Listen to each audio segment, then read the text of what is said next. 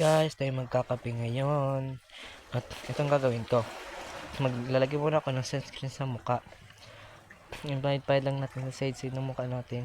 Ngayon gaganyan-ganyan na naman ang inyong binata. Are, tingnan yung pating-tingin pa yun dyan sa camera video na yan. Pumapahid-pahid pa ng mukha. Are, kung ano-anong nilalagay ng binata na yun ay para daw pumuwi siya. Tingnan may titig pa rin siya.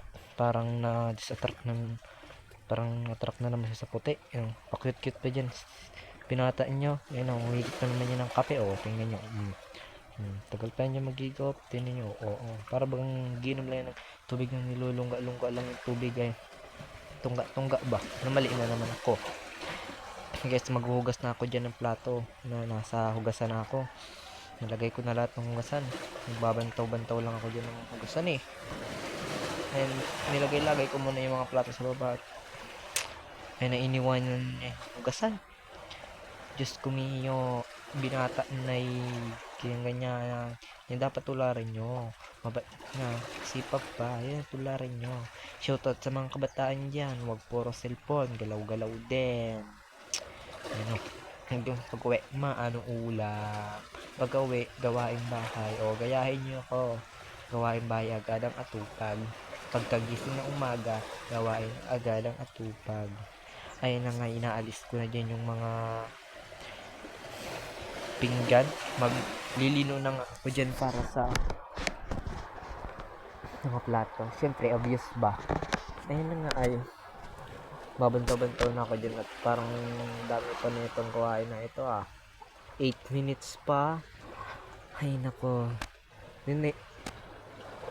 Tinime-lapse ko na lang siya para mabilis. Ayun na nga guys.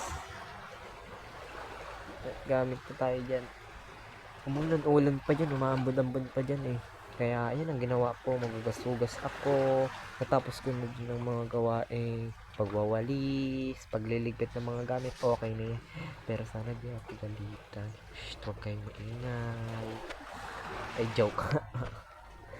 Nagugas na nga ako yun ng ba? Rice cooker. Yun nga yung pinaglutuan sa paglalayag sa dagat. Kitang-kita ko nga yung dagat dito. Oy, sabing dagat lang nga pala kami. Kung alam yung lugar na ito sa Larap, San Jose, Panganiban, Purok 2, Larap, Camarines Norte. Yan po, dito po kami nakatira. Okay, sana po ay umangat-angat ang aking page na ito at pagpapatuloy ko para sa kinabukasan ko. At maraming salamat din sa susuporta sa akin. Sana makamit ko ang mga pangarap ko sa buhay. Sana matupad yung mga pangarap kong iPhone. iPhone daw. Oh, bahay. Okay lang bahay. iPhone daw talaga siya. Mga guys.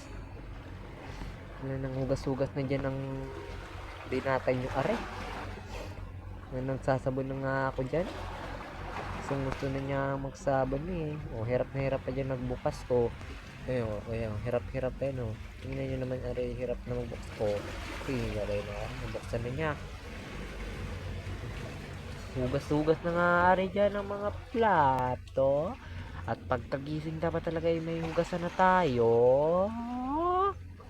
Ayun na nga, pag di tayo dyan nahugas, gagalitan tayo ng ating ate.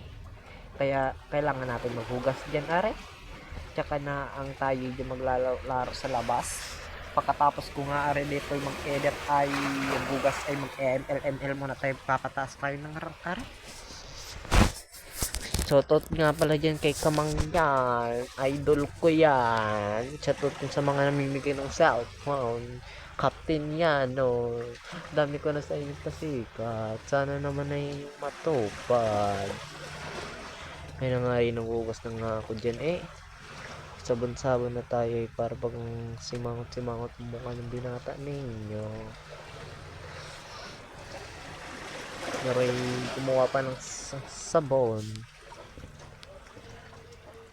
Pero kung ano naman dinadaldal mo dyan,